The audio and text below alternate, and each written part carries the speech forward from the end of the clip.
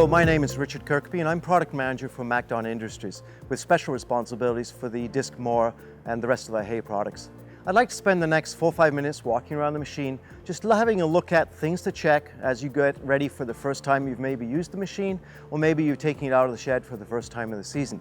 So hooking it up to a tractor, such as this tractor we have in front of us, this machine has the hydraulic couplers. It's got 2 banks on here. We have one set of hydraulic couplers that will do the hydraulic swing on the mower, swinging it left and right. The other set of hydraulic couplers are used to raise the mower up and down when we're doing our headland turns. If we have fitted the mower with a optional hydraulic top link, then we would have a third set of hydraulic couplers which would be connected into a third bank on the tractor. As you can see in this particular case, we are using the 3-point linkage on the tractor as one connection point. If you are not having a 3-point lift arms, then the other option is to have a drawbar hitch which is mounted onto the tongue of the tractor. So we have a couple options there. Let's have a look underneath the shield and look at the cutter bar. Make sure that the blades are in good condition. Obviously, if you're just taking delivery of the machine from the dealer, it will have been fitted with the 11-degree bevel down blades. We use these blades so that if the blade happens to hit a rock, there's a tendency for that bevel down that will be the bottom edge of the blade, and it'll want to lift that blade up and move it and bend it up away from the cutter bar as opposed to bending it into the cutter bar so we don't get any damage. So check the blades to make sure you got good edges on them. If you've used the machine last year, make sure that all of the cutter bed area is all clean, away from dirt and debris, etc. when you're starting it up for the first time. One of the things we want to also have a look at is how do we adjust the cutter bar for our particular height of stubble that we want when we're cutting, depending on the crop that we're doing, whether it's an alfalfa or whether it's a silage, forage type crop. We're going to want to have a different cutting height. So that is done with a combination of tipping the blade down or up, tipping the cutter bar, and also where we have the position of the skid shoes. So to make changes to the cutter bar angle, we have 2 ways of doing it, but both utilize this top link. This particular machine, you'll notice, has a hydraulic cylinder on it. This hydraulic cylinder is adjusted from the tractor, allowing us to tip the cutter bar forwards or backwards to get us closer to the ground stubble or taller stubble. Normal setting is we like to run this indicator so it's into the orange range on the decal.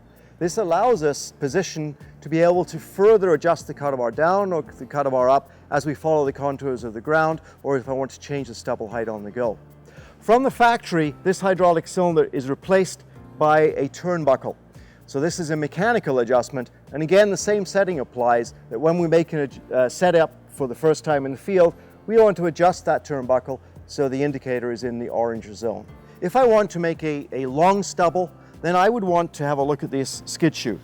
These skid shoes are adjustable. We have 2 positions. This particular one is set up now in the raised skid shoe position, which gives us the lowest cutting height on the cutter bar. If I wanted to lower the skid shoe down to raise the cutter bar up to give me taller stubble, it would just be a matter of slackening off the bolt here and then undoing this bolt, moving the bracket down underneath and tightening it up again.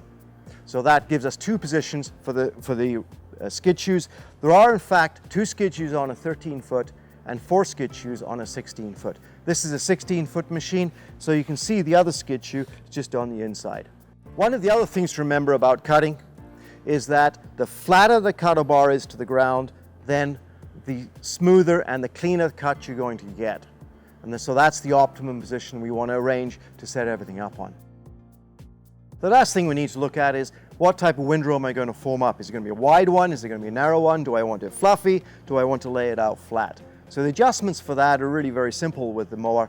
We have the adjustment of this rear baffle. This rear baffle, by moving it on the lever on the right end of the mower, we can actually move the baffle down to make a wider windrow. If we lift it up, it allows the crop to flow back into these side shields, and then we'll get a narrower windrow. Also, by moving the side forming shields in or out, we also change the overall width of that windrow. So really we have 2 major adjustments. The other one I need to look at, just mention briefly, is that underneath the back shield here, we have a set of fins, one set up on either side, and then we carry extra fins in the middle here so that when we have crop streams that are slightly heavy in the middle, we're able to put this underneath and move the fan out those windrows or the heavier part of that material. So all of those things tied together, I think will set your machine up ready to go to the field, and I wish you good cutting with your R1 Series.